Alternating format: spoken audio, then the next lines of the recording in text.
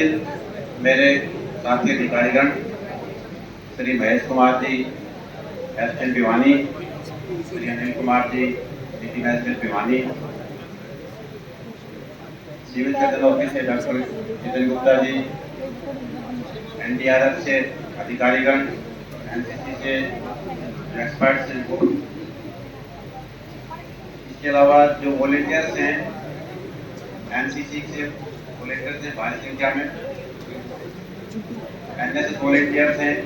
नेहरू युवा केंद्र से हैं, excuse man, scouts, sports person,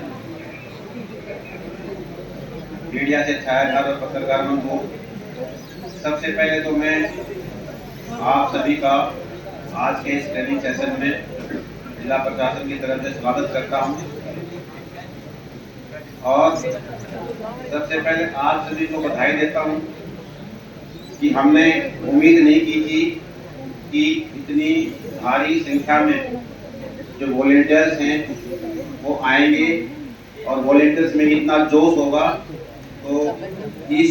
को देखते हुए आपके जोश को देखते हुए हमें बहुत खुशी हो रही है और इसके लिए मैं आपको बहुत बहुत बधाई देता हूँ कि बच्चों में आज के प्रोग्राम के लिए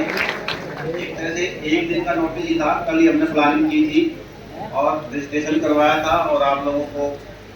मैसेज दिया था, तो इतनी भारी संख्या में आप लोग यहाँ पे आए हैं प्रशिक्षण लेने के लिए, तो आप सबका बहुत बहुत धन्यवाद। आज का जो ये सेशन है इसकी क्या बैकग्राउंड है और ये क्यों आयोजित किया जा रहा है, इसकी बैकग्राउंड मैं आपको बताता हूँ। जब से भारत आजाद हुआ 1947 में, तब से ही हमारे पड़ोस में दो एक तरह से जो एडवर्सरी पावर्स हैं हमारी वो स्थित है। पश्चिम में पाकिस्तान है और हमारे उत्तर में चीन है। और अगर हम इतिहास देखें तो स्वतंत्रता के तुरंत बाद 1948 में ही कश्मीर के ऊपर पाकिस्तानी सेना ने और कवालियों ने आक्रमण कर दिया था और कश्मीर को एक तरह से छीनने का प्रयास किया गया था। उसके बाद चीन के साथ 1962 में जो हमने युद्ध लड़ना पड़ा, उसके बाद 1965 में, 1971 में और 1999 में पाकिस्तान के साथ जो युद्ध है वो होते रहे। जो देश की सीमाओं की सुरक्षा है और जो हमारे सेनाएं हैं वो कर रही हैं, आर्मी है, एयरफोर्स है, नेवी है और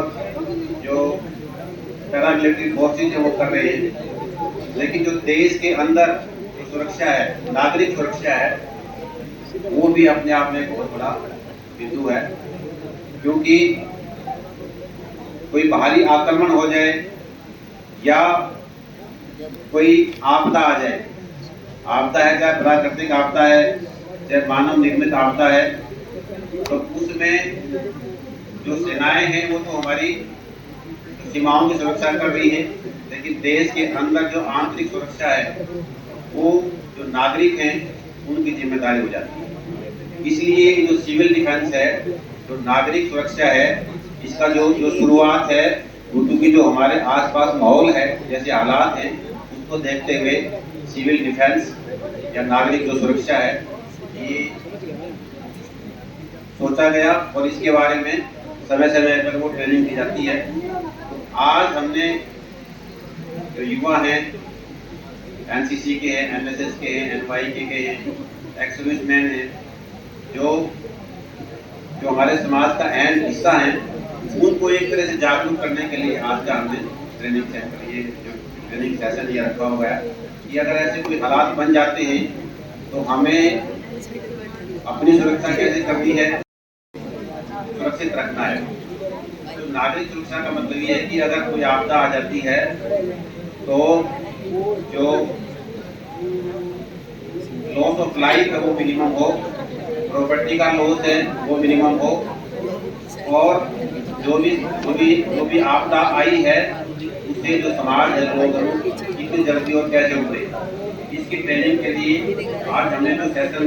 रखा है, इसमें जो अलग अलग डिपार्टमेंट्स के पुलिस डिपार्टमेंट से जो एक्सपर्ट्स हैं वो आपको जो सिक्योरिटी ड्रिल है उसके बारे में बताएंगे। एसडीएम साहब हैं कि अगर कोई आपदा हो जाती है या कोई रेड हो जाती है, सायरन बजने के बाद हमें क्या करना चाहिए और क्या नहीं करना चाहिए उसके बारे में बताएंगे। Civil surgeon officer doctor Gupta ji हैं, वो जो इमरजेंसी मेडिकल एड है उसके बारे में आपको विस्तार से बताएंगे कि हमने क्या मेडिकल की क्या क्या वो सुरक्षा करनी है और क्या क्या हमें एहतियात बरतनी उसके बारे में बताएंगे। फायर ऑफिस के ऑफिस से एक्सपर्ट से आग बुझाने में हमने कैसे काम करना है उसके बारे में बताएंगे। और एनसीसी से जो एनसीसी कैडेट्स हैं उनका मैक्सिमम पार्टिसिपेशन हो, उनकी मैक्सिमम ट्रेनिंग हो, इसके बारे में बताएंगे। इसी तरह जो एनएस वॉलंटियर्स हैं उनके बारे में बताया जाएगा। इसी तरह से जो बाकी सारे डिपार्टमेंट्स हैं एनसीसी के, एनएसएस के, एनडीआरएफ के, वो अपने अपने विभाग के बारे में आपको विस्तार से बताएंगे। तो मुझे उम्मीद है कि आज का जो ये प्रशिक्षण है, जो ट्रेनिंग सेशन है, ये बहुत महत्वपूर्ण होने वाला है। और ऐसे जो ट्रेनिंग सेशन है आज तो हमने यहाँ पर जिला मुख्यालय कर रखा है, इसके बाद ऐसे ही जो बाकी हमारे सब डिवीजन हैं,